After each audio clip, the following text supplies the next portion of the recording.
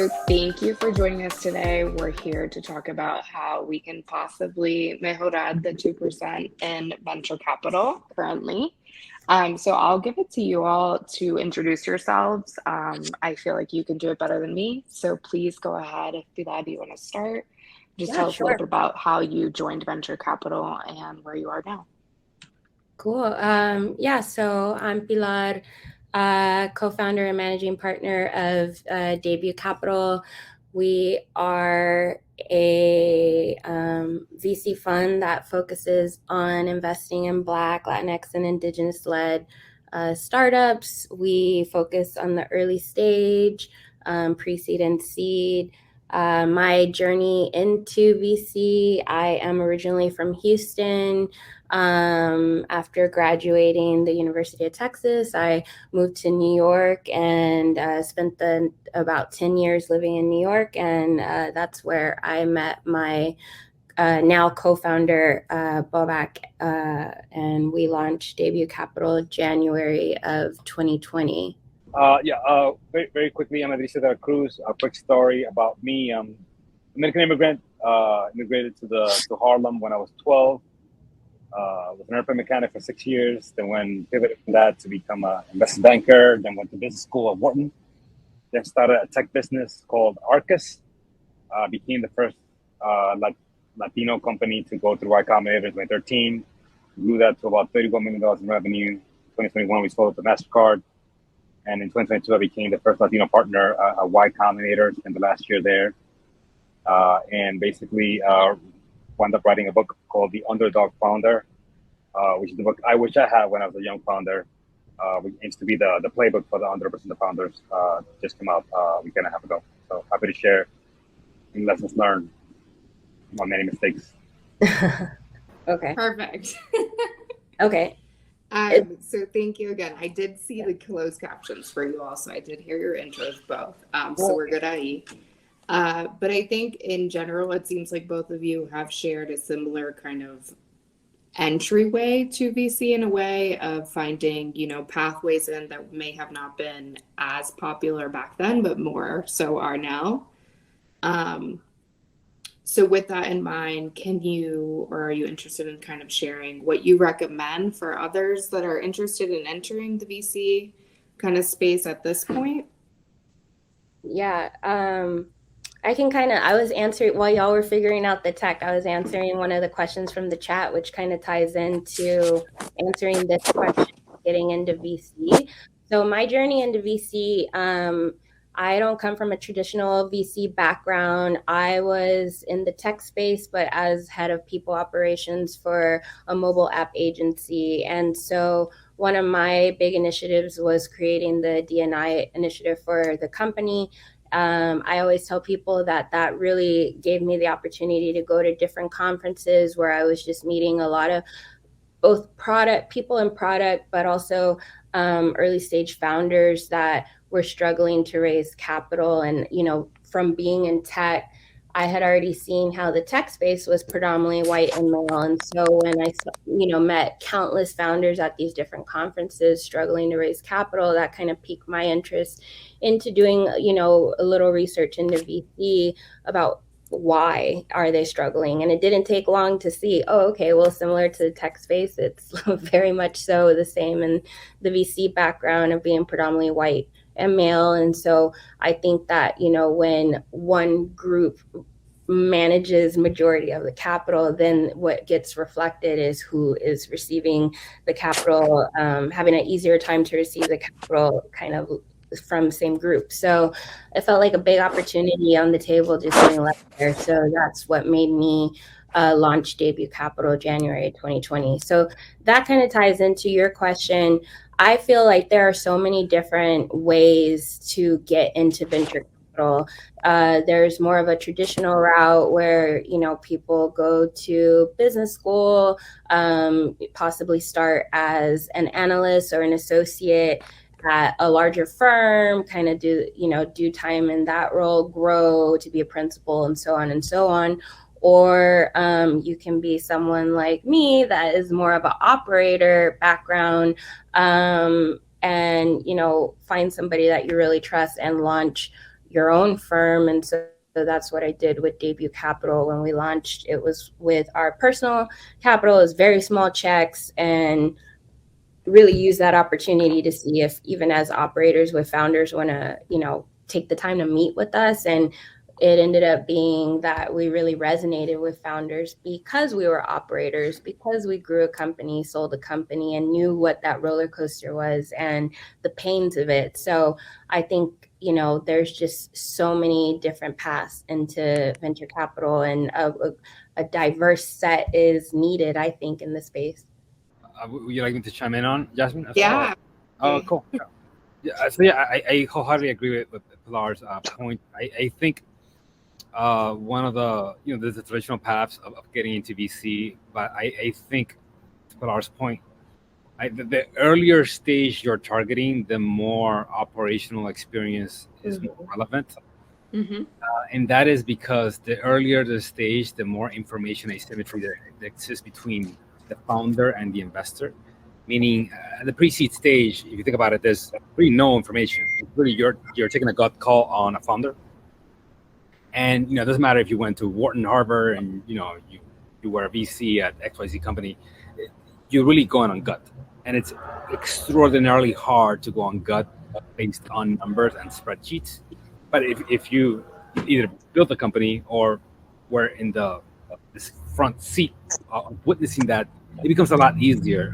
To Pilar's point, you become more empathetic for the founder's journey. And I think the second byproduct of that is that, the best founders, the best investors that I had were ex-founders, like, people like Michael Siegel and Gary Tan, who were like, they're with me from 0 to 1. And they were the best because they would not freak out when I told them that, oh, I lost my CTO. Oh, I'm getting sued. Oh, I lost my term sheet. Yeah. They would say, instead of freaking out, they were like, yeah, that happens. This is what I do. 1, 2, 3, and 3. And that kind of response, that kind of experience in the battlefield, have the war scars, really comes into play when you're playing the game for a decade plus. Just what it takes. Makes sense. I think there is kind of comfort in knowing that you're not the only one possibly going through the struggle. And I feel like when you're at that original stage, like pre-seed and seed, it seems like just chaos and everyone's rolling with it. So Pilar, to kind of focus a little bit on what Debut's doing, I know that the fund is mostly raising pre-seed and seed stage. So how do you think that's a unique challenge, or have you seen that be a unique challenge for Latinx community or the Latino community? Because I know from my own research, it seems like a lot of folks start with friends and family or possible angel investors. Have you had any experience in that being a challenge, or what do you think we can do to kind of get around that? Have I had any challenges as an investor fundraising, or have I seen founders having challenges in raising in the early stage? Yeah. Both, yeah, ideally. Okay, cool. Yeah, I think that as an investor, I think in 2020 we saw this moment where a lot more foundations, corporations were prioritizing diversity and wanted to invest in funds that were going to prioritize investing in underrepresented founders. And so, I think that moment has passed, especially with this year, the market being the way it was a really rough market. And so I think that it can be a challenging time to fundraise, which we are fundraising. And it's been a little bit of a challenge getting people to not go back to what they're comfortable with, right? It's so easy to do that because now they're the color they're worried about is green, right? So they want to go back to like where they feel safe. And our job as a VC fund prioritizing underrepresented founder is trying to get these institutionals and family offices and fund of funds to understand this is the same. This is not a nonprofit. There is plenty of green to be made and focusing in Black and brown founders. And so I think that's a challenge. And then you add the layer of you're also focusing on early stage, where you'll see, you know, a lot of people that run institutionals and fund of funds usually come from more of a traditional VC background. And so they want to know about the numbers. And in pre-seed, like, you know, as to what you were saying, it really comes down to you're evaluating the founding team, and it'll take time to have numbers to show. So that's on the investor side. And then on the founder side, yeah, you know, to your point, I think a lot of founders, you start with the friends and family. But from my personal, you know, experience and what I see in a lot of underrepresented founders is there is not that friends and family round. And so that's when it really becomes important for funds like Debut to exist, because that pre-seed stage is so important. Like, you're not going to have more underrepresented founders in the later growth stages if you don't have enough people that have that empathy, that have that understanding, that have that unique background to take that risk in the early stage. And that's what I think, you know, founders really struggle, because there are plenty of investors that say, yeah, we do early stage, but there aren't too many really open to trying to understand and take that risk in a true pre-seed, sometimes pre-revenue, pre-product investment.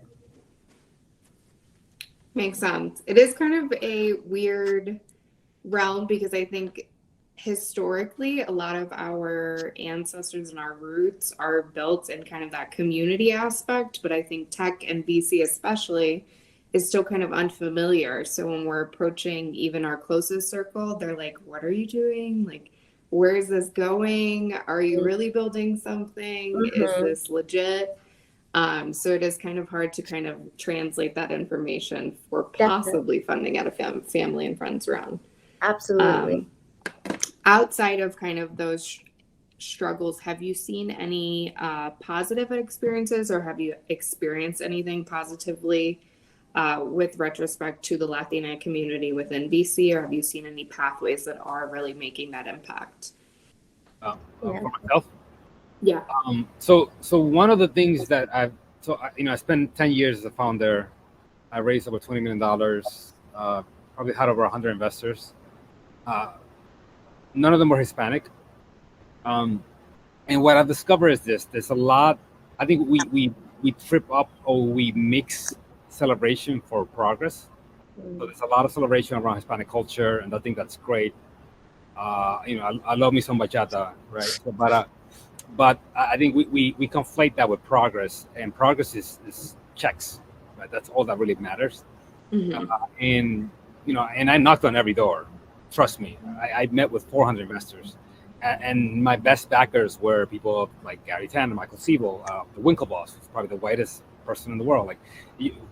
So we are still struggling helping ourselves. And I think once we figure out how to help ourselves, then we can figure out how to get help from others. So we are getting allocated capital. We're just not investing it in ourselves. And the African American community has done a much better job than we have in terms of kind of creating that support infrastructure that allows people to kind of naturally flourish a little bit more. So we could take a page from like you. I actually love that you mentioned that. Growing up in the Northeast, I feel like I've struggled with that myself, because I grew up around a really close kind of area of African American influence and not that much Latino influence for where I lived. And it was great to professionally grow into Latino communities, but at the same time, I almost felt an imbalance because I was so used to having my Black peers kind of form a more natural and less competitive energy. Yeah. And when I was in these Latino spaces, sometimes I always kind of nicknamed it the telemovela experience, or like the novela experience. It was like we were all battling, and there was no communication. It was like this weird like feud.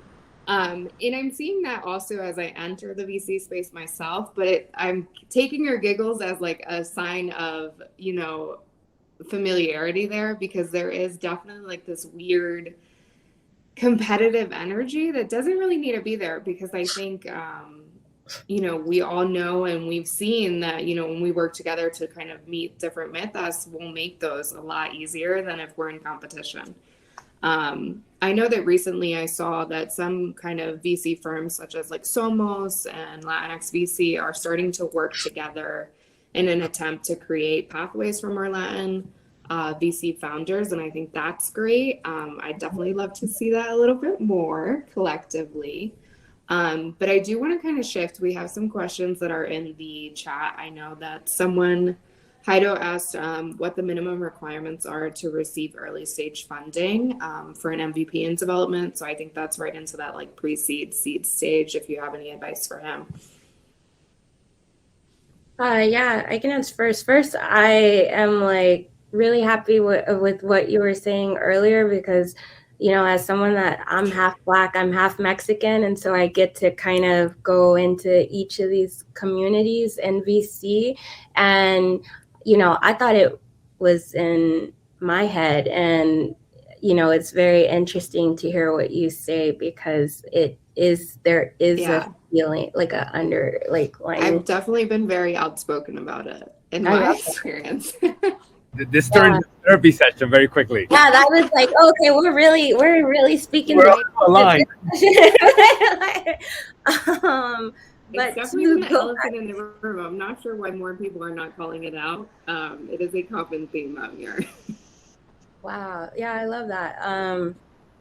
I could say a lot about it, but I do want to go back to the question that was in the chat. I think, as I mentioned earlier, when it comes to early stage funding, in your pre-revenue, pre-product, I think it comes down, at least for debut, there's like 3 buckets that we kind of evaluate for as like a high level before we get into deeper due diligence. I would say 1, like I mentioned earlier, it comes down to the founding team. What is who is the founding team consists of? Who's the founder? What's the relationship between if there's co-founders, and why are they doing it? What's their why? I find that if it's something that is personal to them, that they're trying to solve for, I feel like you're more dedicated and determined to stay on that roller coaster, because it gets hard. You get to year 3 and you're like, I don't want to do this anymore. You get to year 7, you're like, I don't want to do this anymore, So it's like having that personal connection to what you're trying to build and solve for. We're trying to understand that, and that it isn't just something that you read in a book that you think is gonna bring in a lot of capital. The second bucket, and this just comes from both my co-founder and our background in our previous company, I think design aesthetic is really important regardless of sector. So understanding that in pre-seed, the branding's not going to be there yet, but does the founder have examples of how they want their product or service to feel, how they want it to look, what they want the person to experience, and because as a consumer, as a client, like you want to use something that like flows easily, that you understand, that you like looking at. And so if they have a idea and a strategy of how they want that to look, I think that's really important that we look for. And then the third bucket, which I think every fund is gonna have some version of this, is market fit, and unit economics. So it's like, do you understand that if something costs this amount to make, you need to be selling it for this amount? And do you understand what your differentiator is going to be to truly disrupt an industry with the product or service you're trying to build? Is there a market for it?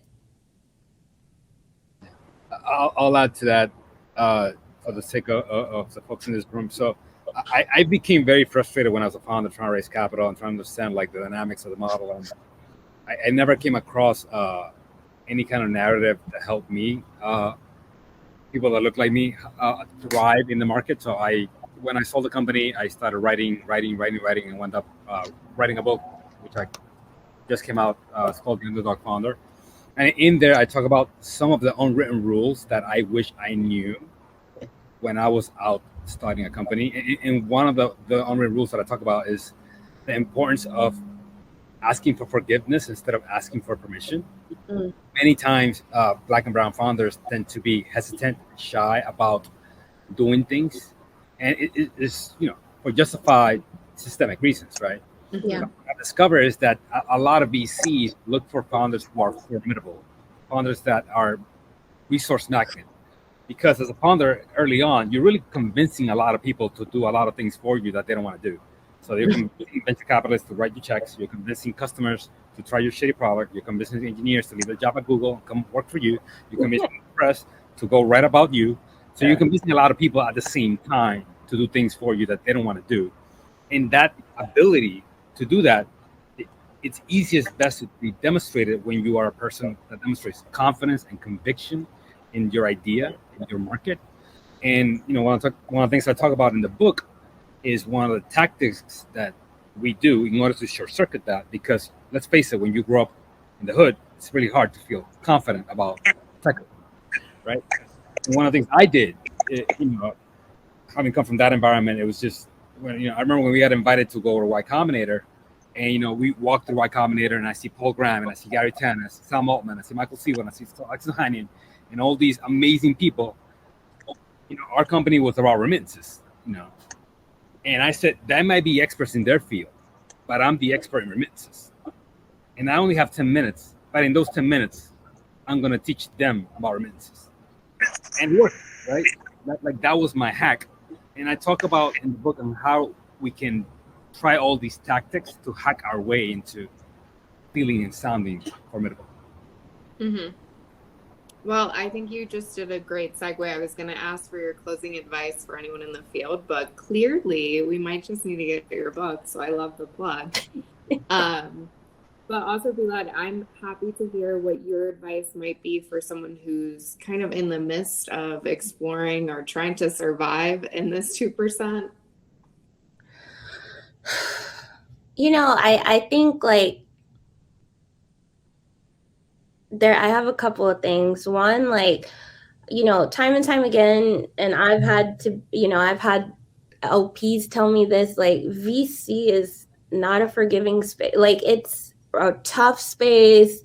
It's, like all these things. And I think giving yourself grace as a founder, as you continue to learn and make mistakes, and understanding like the right investor will want you to make mistakes. And to the earlier point being made, that they expect you to make mistakes and to be honest about it, and just be open to guidance from trusted investors, because they should want what's best for you. And I like I said, just giving yourself grace, because it is hard. It is hard out there. It's exhausting. You get told no over and over, again. But if you have something that you're truly passionate about, like, it's not going to be easy. And I ask you to please just stay on the journey and, push through, because we need more of us in every area, and the founder side and the GP side and the LP side. We need to infiltrate everywhere. So I ask you to just, continue to. I love that. I do think we do need to infiltrate everywhere and really take up that space. I know that all of our information is available on the Tequeria event page, but I'll definitely encourage folks to kind of reach out to you if they have any further questions or if they're interested in anything that you all have experience-wise. And I know you're both pretty active on LinkedIn, so I think even following you all would keep you abreast of everything in the space. Thank you again for bearing with me with the tech difficulties, but also for joining us. I think these consejos are definitely needed Loving that you all relate to my little noticings in the industry. We'll have a Um, separate therapy session, just the three of us. Yeah. Yeah, please. I love But that. thank you again for joining us. This went by super quick. It did. But again, thank you. I'm hopeful that everyone that was here definitely found that useful and continuing moving on. Thank you so much for having me, and thank you. And then I everybody believe there's that- an announcement now. You all can go back to the stage area for that closing keynote, and you'll just go right onto that left bar where it says stage. Yeah. Bye. Bye.